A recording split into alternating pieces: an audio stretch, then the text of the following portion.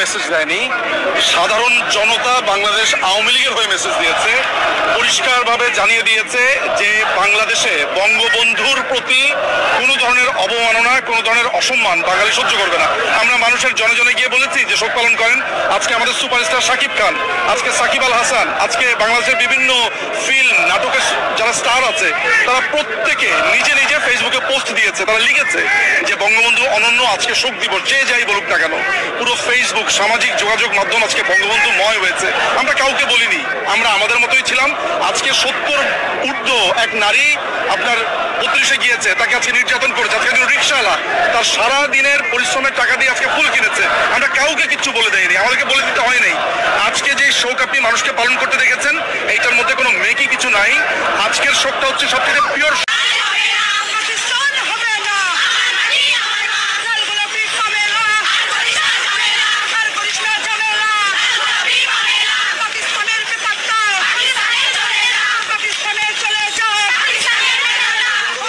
আমি বঙ্গবন্ধুরে ফুল দিব। আমি 18 কোটি জননীর মাননীয় প্রধানমন্ত্রী শেখ হাসিনা আমার মা। মনে প্রাণে বঙ্গবন্ধুকে ভালোবাসি, আমি শ্রদ্ধা করি।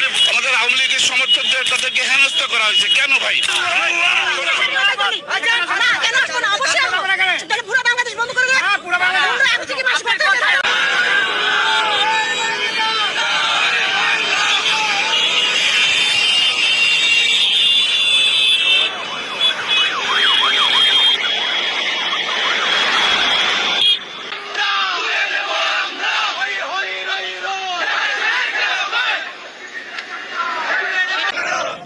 হাজার বছরের শ্রেষ্ঠ বাঙালি বঙ্গবন্ধুকে শ্রদ্ধা জানাইতে তো আপাত করবো, তোমার ইয়ে করবো, শ্রদ্ধা কি একরকম?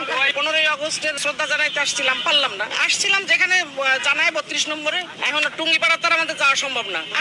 আমার যেটা বাড়ির কাছে সেইখানে আসছি মোহাম্মদপুর থেকে। আমার 14 গোষ্ঠী থেকেও করে না, তবে আমরা আওয়ামী লীগের ভোটার। সমস্যা আছে। ইসি নিজেই বলছে যে সমর্থনকারীরা ভোট দিতে যাবে। এখন ইসির বাপেরে দিবে না কারে দিবে তাকে জানে। আমরা আসতে পারবো না এখানে। আওয়ামী লীগ ট্যাগ লাগাই দেন কেন সবাই?